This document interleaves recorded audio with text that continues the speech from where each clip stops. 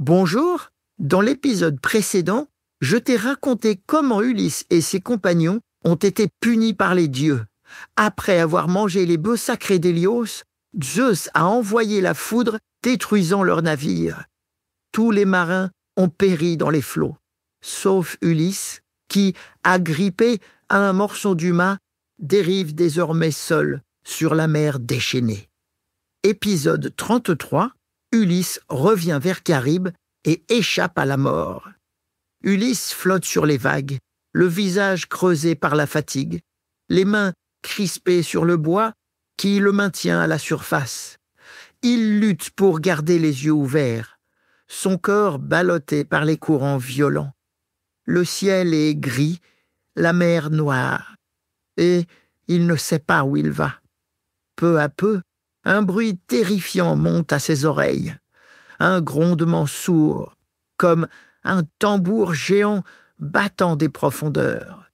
Ulysse ouvre les yeux, luttant contre les vents qui lui fouettent le visage.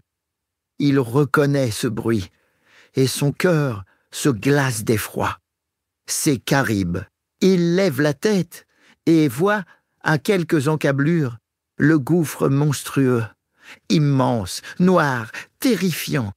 Charybde s'apprête à aspirer toute la mer une fois encore. Ulysse serre les dents, le cœur battant. Par tous les dieux, pas encore. Mais il n'a pas le choix. Les courants l'entraînent droit vers le monstre. La mer commence à se creuser autour de lui, formant un tourbillon gigantesque. Le morceau de mât sur lequel il s'accroche se met à tournoyer dangereusement, pris dans l'aspiration infernale. Le gouffre s'ouvre devant lui, béant, engloutissant tout sur son passage. L'eau disparaît, avalée par la gueule immense de Charybde. Ulysse sent son radeau basculer, tiré vers le fond. Dans un ultime effort, il saute du mât et s'agrippe au rocher escarpé d'un figuier accroché à la falaise. Ses doigts saignent, ses bras tremblent, mais il ne lâche pas. Il grimpe avec la force du désespoir, se hissant juste au-dessus du vide, suspendu dans les airs, tandis que sous lui, tout disparaît. Ulysse ferme les yeux, le souffle court.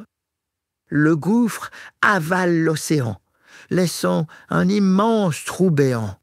Puis, après un moment qui semble durer une éternité, Charybde recrache toute l'eau dans un jaillissement monstrueux.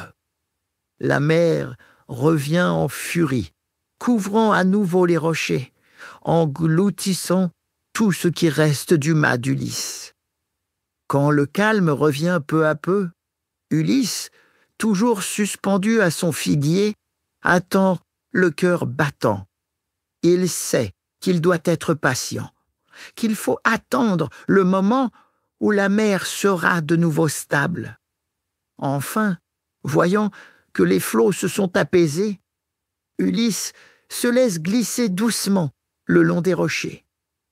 Il retrouve un morceau de bois flottant et s'y agrippe, haletant, épuisé, mais vivant. Le ciel reste sombre, la mer imprévisible. Une nouvelle fois, Ulysse a échappé à la mort.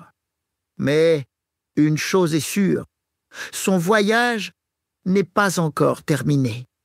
Dans le prochain épisode, je te raconterai comment Ulysse, épuisé, va échouer sur l'île d'Ogygie et y rencontrer la mystérieuse déesse Calypso.